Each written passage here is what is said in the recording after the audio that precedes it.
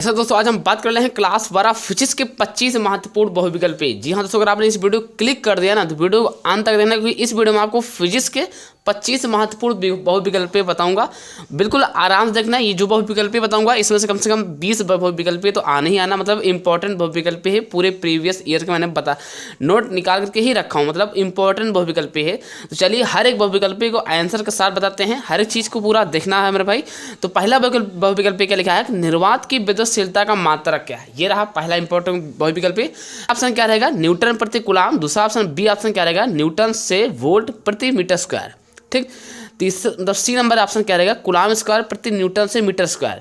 D option क्या रहेगा, Newton से मीटर प्रति कूलाम स्क्वायर। ये रहा 4 ऑप्शन दिया जाएगा ABC करके, है ना। और क्वेश्चन दिया जाएगा कि निर्वात में विद्युतशीलता का मात्रक। ऐसे 4 ऑप्शन रहेंगे। ये बहुविकल्पी है। अब इसका राइट आंसर क्या हो जाएगा मेरे भाई, तो इसका राइट आंसर हो जाएगा आपका क्या हो जाएगा, ये सी ऑप्शन, मतलब कि आपका कूलाम स्क्वायर, है ना, प्रति न्यूटन से मीटर स्क्वायर। इसका पहले का ऑप्शन कौन सही है, सी। ये फिजिक्स का सबसे इंपॉर्टेंट बहुविकल्पी है। जितना ही बताऊंगा 25 के 25 पूरा वीडियो देखना, ठीक है भाई। दूसरा नंबर क्या लिखा है, दूसरा नंबर लिखा है कि विद्युत क्षेत्र की तीव्रता का मात्रक है। ये रहा क्वेश्चन, ये भी इंपॉर्टेंट बहुविकल्पी है।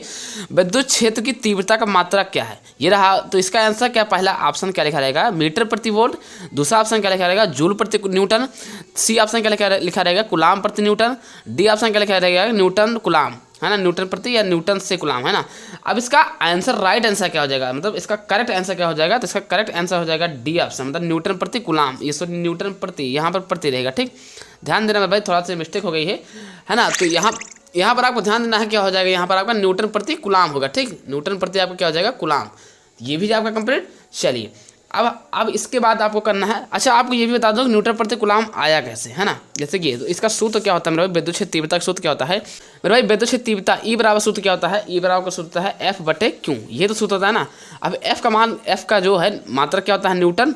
अब Q का मात्रक क्या होता है, आवेश का क्या होता है, तो Q का होता है मेरे भाई कूलाम। ठीक, अब इसको अगर आप करोगे तो जाहिर सी बात न्यूटन प्रति कूलाम आएगा। तो वही है ना, इसका कोई अगर पूछता है कि विद्युत क्षेत्र तीव्रता का मात्रक क्या होता है, तो आपको क्या बोलना होगा, न्यूटन प्रति कूलाम। तो आप तो समझ में आ गया ना। आपको डाउट था हमारा, अगर आपके दिमाग में डाउट चल गया होगा तो क्लियर हो गया भाई। ई बराबर है भाई, क्यों, किसका सूत्र है, विद्युत क्षेत्र तीव्रता का सूत्र है, जो कि आप ई से लिखते हो। बल का मात्रा क्या होता है, न्यूटन, और क्यों आवेश का मात्रा होता है कूलाम, तो न्यूटन प्रति कूलाम। कंप्लीट। चलिए, जैसा कि आप समझ गए होंगे कि न्यूटन प्रति कूलाम ही होगा इसका आंसर, मैंने बता दिया। अब सी नंबर ऑप्शन क्या लिखा है, सी बहुविकल्प क्या है, विद्युत फ्लक्स का मात्रक क्या होता है, मतलब विद्युत फ्लक्स का मात्रक क्या होता है। तीसरा नंबर ये लिखा है।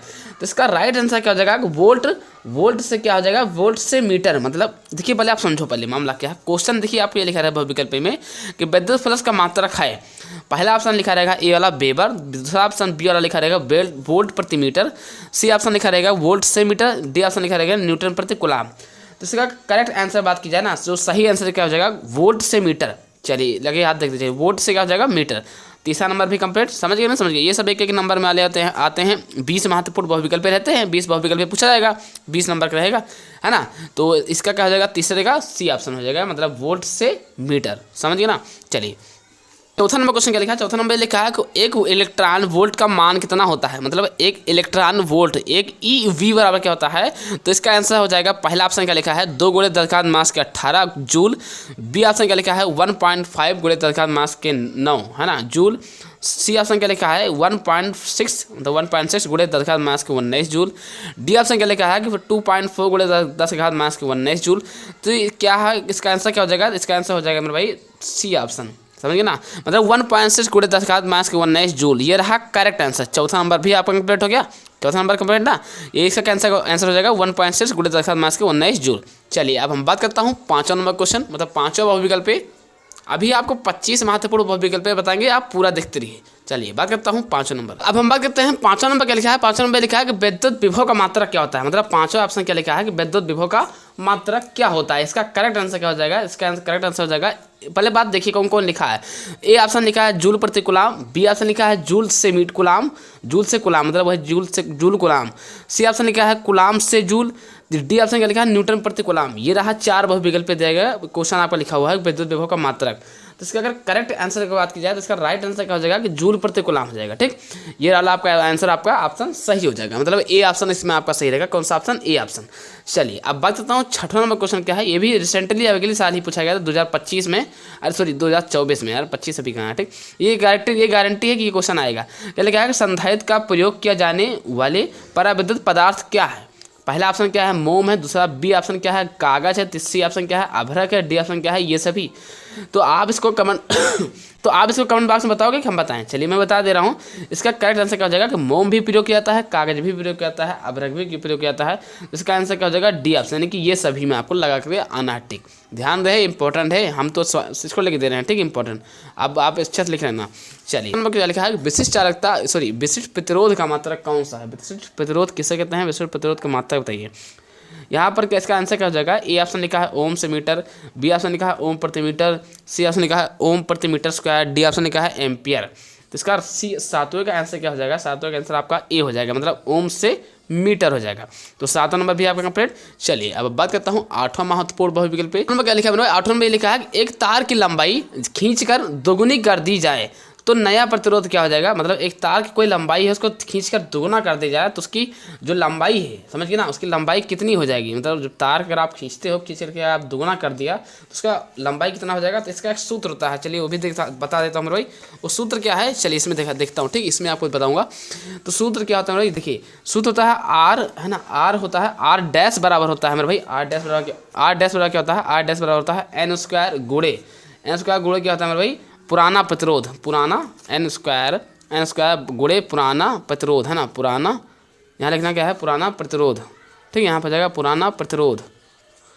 तो आर डैश तो पता नहीं है, आर डैश नया निकालना है। एन स्क्वायर, एन का मान कितना है मेरे भाई? दोगुना लिखा है ना, दोगुना मतलब कि दो गुना, दो लिख दिया, जैसे दोगुना का मतलब होता है वही एन का मान। तो यहाँ क्या जाएगा? 2 का स्क्वायर हो जाएगा, गुणे का जाएगा पुराना प्रतिरोध कितना है? आर है।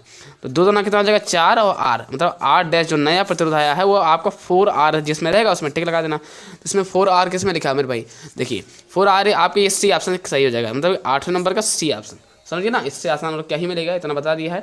चलिए अब बात करता हूँ 9 नंबर का लिखा है कि 9 नंबर क्वेश्चन लिखा है किलोवाट घंटा किसका मात्रक? किलोवाट जो घंटा है किसका मात्रक है? तो इसका अगर बात की जाए 9 नंबर क्वेश्चन के आंसर क्या हो जाएगा? तो ये आपका हो जाएगा मतलब, है ना, ये ए ऑप्शन क्या लिखा है? विद्युत ऊर्जा।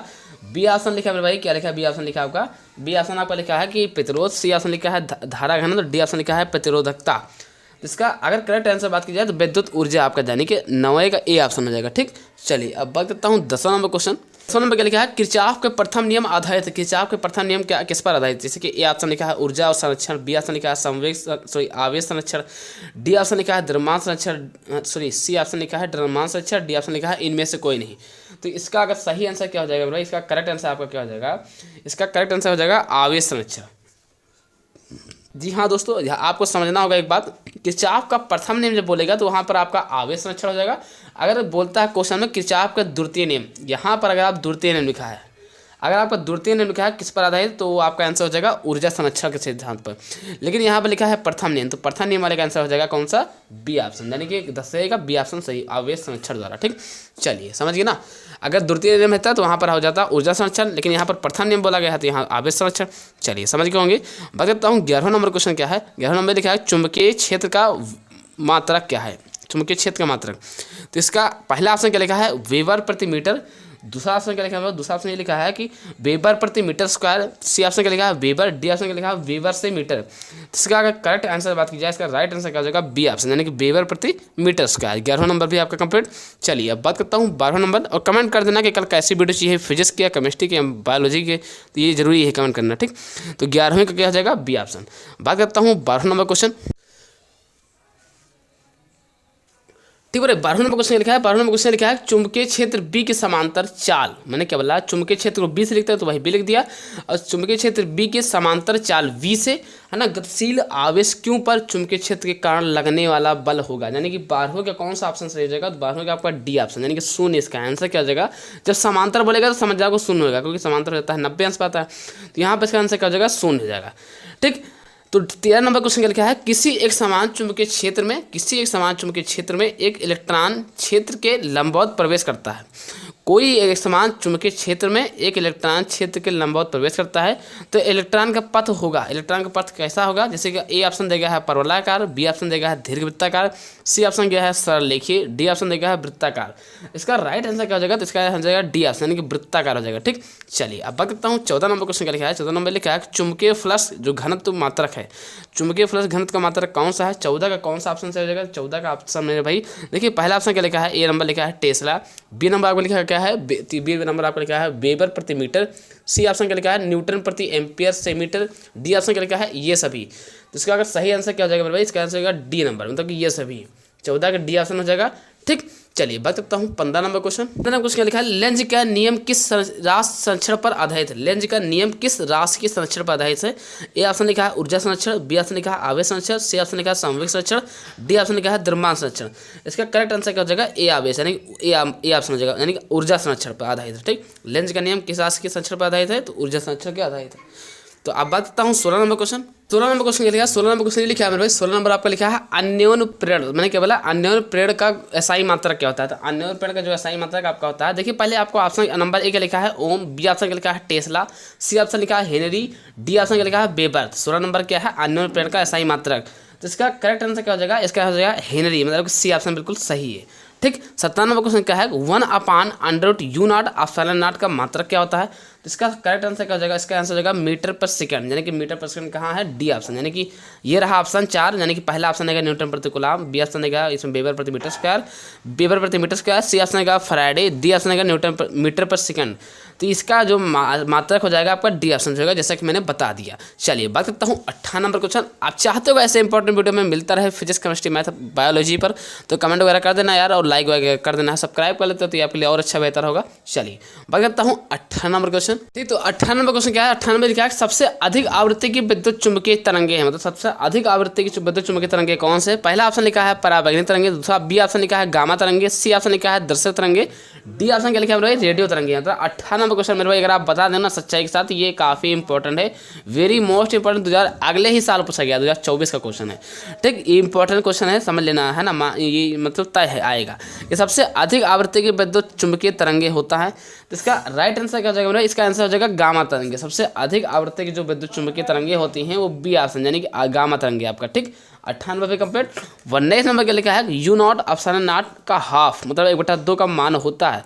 ए ऑप्शन क्या लिखा है 3 × 10⁷ मीटर पर सेकंड, बी ऑप्शन लिखा है 3 × 10⁸ मीटर पर सेकंड, सी ऑप्शन लिखा है 3 × 10⁹ मीटर पर सेकंड, डी ऑप्शन लिखा है 3 × 10⁻10 मीटर पर सेकंड। तो इसका आंसर करेक्ट क्या हो जाएगा, बी ऑप्शन, यानी कि 3 × 10⁸ मीटर पर सेकंड। किरण की वर्ग तरंग दैर्घ्य न्यूनतम होती है। ठीक, 20 नंबर क्वेश्चन यही है, यानी कि इसका आंसर क्या हो जाएगा, पहला ऑप्शन ए ऑप्शन लिखा है एक्स किरणें, बी ऑप्शन लिखा बी नंबर लिखा है बी किरणें, सी नंबर लिखा है गामा किरणें, है ना, डी नंबर क्या लिखा है नॉट, है ना। तो इसमें ये क्या है, गामा किरणें है। इसका आंसर क्या हो जाएगा, सी ऑप्शन हो जाएगा, यानी कि 20 नंबर के जो हो जाएगा आपका सी ऑप्शन एकदम करेक्ट है। चलिए बात करता हूँ 21 नंबर क्वेश्चन। 21 नंबर क्वेश्चन क्या लिखा है, 21 नंबर क्वेश्चन लिखा है कोई प्रकाश वायु से जल में प्रवेश करता है। कोई प्रकाश है, मतलब कोई प्रकाश, लाइट, सूर्य की प्रकाश है जो वायु से जल में प्रवेश करता है, अपवर्तित हो रहेगा, मतलब तो क्या अपवर्तित रहेगा, उसका अपवर्तित कैसे होगा, मतलब वेग में बदल जाएगा, या फिर आयाम में, या तरंग दैर्घ्य में, या फिर आपका तरंग दैर्घ्य में बदल जाएगा, या फिर आवृत्ति में बदल जाएगा। इसका करेक्ट आंसर क्या हो जाएगा, मतलब हम जानना चाहते हैं। तो इसका आंसर हो जाएगा डी ऑप्शन, यानी कि आवृत्ति में आपका चेंज हो जाएगा। ठीक, चलिए बात करता हूँ 22 नंबर क्वेश्चन क्या है। 22 नंबर ये लिखा है कि फोटॉन की ऊर्जा का सूत्र क्या है, यानी कि Hc/G, H/c गामा, है ना। सी नंबर क्या है Hc, फिर H/p, इसका पता क्या है होगा सर। तो इसका करेक्ट आंसर हो जाएगा आपका Hc/G, यानी कि 22 नंबर का ए ऑप्शन। ठीक, चलिए बात करता हूँ 23 नंबर क्वेश्चन क्या है। 23 नंबर क्वेश्चन क्या लिखा है, एक एम यू के, है ना, तुल्य ऊर्जा है। तो इसका मतलब पहला ऑप्शन क्या लिखा है 190 मेगा इलेक्ट्रॉन वोल्ट, दूसरा नंबर क्या लिखा है 139, तीसरा नंबर क्या लिखा है 913, डी ऑप्शन लिखा है 931 मेगा इलेक्ट्रॉन वोल्ट, है ना। तो इसका राइट आंसर क्या हो जाएगा 931, है ना, यानी कि डी ऑप्शन हो जाएगा करेक्ट। चलिए बात करता हूँ 24 नंबर क्वेश्चन क्या है। 24 नंबर लिखा है कि पीएन संधि डायोड के अवक्षय परत में होते हैं। पीएन संधि डायोड की अवक्षय परत होते हैं कि पहला ऑप्शन लिखा है केवल कोटर में, दूसरा ऑप्शन लिखा है केवल इलेक्ट्रॉन में, तीसरा नंबर सी नंबर का लिखा है इलेक्ट्रॉन व कोटर दोनों में, डी ऑप्शन लिखा है ना तो इलेक्ट्रॉन में ना तो कोटर में। तो इसका करेक्ट आंसर क्या हो जाएगा 24 का डी ऑप्शन हो जाएगा। ठीक, 24 का डी ऑप्शन। अब हम बात करते हैं 25वां नंबर क्वेश्चन क्या है। ठीक, तो 25 नंबर क्वेश्चन क्या है? 25 नंबर लिखा है कि पीएन से है ना एक अर्धचालक बनने के लिए शुद्ध सिलिकॉन का एक जर्मोनियम में मिलाया जाने वाला पदार्थ है। ये ज़्यादा बार पूछा नहीं गया, लेकिन मैंने लिख दिया है, कहानी ताकि कुछ पक्का नहीं भाई, मतलब अभी 2 साल से नहीं आ रहा है ना, तो 2024 में है, 2023 में है, 2018 का क्वेश्चन है ये वाला। 2018 का बहुविकल्पी है, 1 नंबर का है, ठीक, 1 नंबर का है। लेकिन मैं चाहूँगा आप समझ के चलिए, मतलब इसका आंसर आपको अगर आता रहेगा तो तैयार कर लो यार, क्या दिक्कत। ए ऑप्शन लिखा है फास्फोरस, बी ऑप्शन लिखा है एंटीमनी, सी ऑप्शन लिखा है एल्यूमिनियम, डी ऑप्शन लिखा है नाइट्रोजन। इसका करेक्ट आंसर क्या हो जाएगा, याद रखिए हमेशा, इसका करेक्ट आंसर होगा एल्यूमिनियम, यानी कि सी ऑप्शन हो जाएगा। ठीक, तो 25 के 25 हमेशा इंपॉर्टेंट क्वेश्चन बता दिया। अब आपको कोई प्रकार की दिक्कत हो तो कमेंट बॉक्स में कमेंट कर सकते हो, ताकि हम कहीं दूसरी वीडियो ले आएँ। और कोई सी वीडियो चाहिए, फिजिक्स चाहिए, केमिस्ट्री चाहिए, मैथ चाहिए, बायोलॉजी चाहिए, ये आपको कमेंट करके ही बता देना है। आशा करते हैं हम लोग वीडियो देख करके समझ गए हैं। अगर समझ गए हैं तो प्लीज़ एक लाइक कर देना यार, लाइक करके चैनल को सब्सक्राइब कर देना है। फिर मिलते हैं किसी नेक्स्ट वीडियो के साथ, तक के लिए जय हिंद, वंदे मातरम।